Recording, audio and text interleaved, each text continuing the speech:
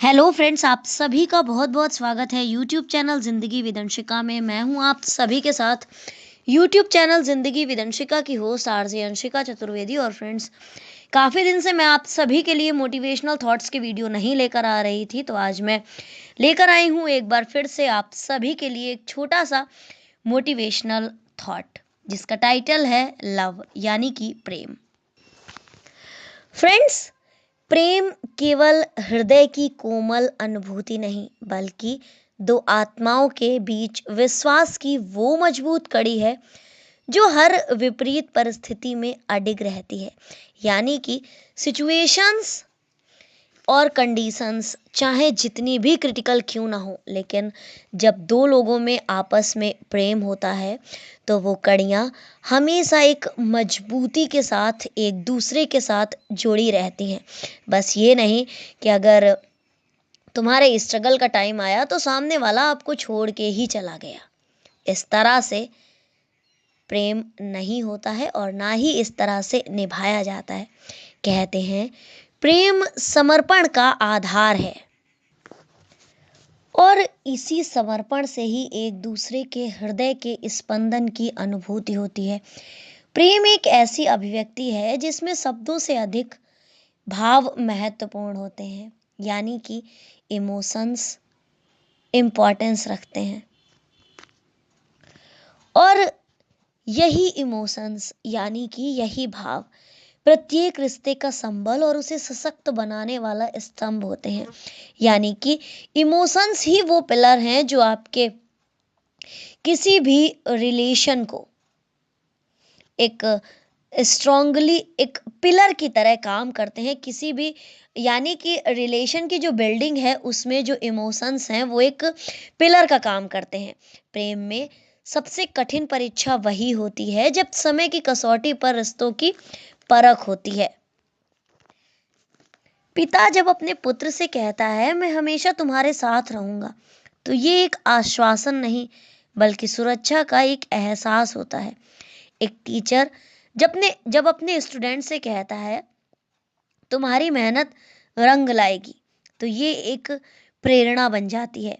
शादी के समय पति पत्नी के बीच किया गया सुख दुख में साथ निभाने का वादा ही उनके रिश्ते की नींव और वैवाहिक जीवन की गाड़ी को आगे बढ़ाने वाला एक ईंधन होता है।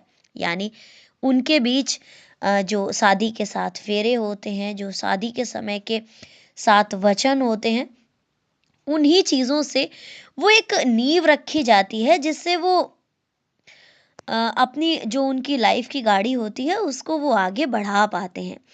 प्रेम यदि संबंधों के सागर मंथन से निकला अमृत है तो छल विष के बराबर होता है। स्नेह सिक्त संबंधों में जब छल का विष घुल जाता है तो विश्वास की नींव दरकने लगती है। फ्रेंड्स, जब कभी प्रेम में या संबंधों में कोई अपने पार्टनर के साथ गलत करता है या रिश्तों में कोई एक दूसरे के विश्वास का गलत फायदा उठाता है, तब वहां पर विश्वास टूटने लगता है। अविश्वास ना केवल हमारे हृदय को बल्कि हमारे सामने वाले के जो हम पर विश्वास करता है, जब हम उसका विश्वास तोड़ते हैं तो उसके हृदय को छलनी करता है, बल्कि रिश्तों को उस गहरी गर्त में धकेल देता है जहां से उनका वापस निकल पाना बहुत ज्यादा टफ होता है, बहुत ज्यादा हार्ड होता है, बहुत ज्यादा कठिन होता है।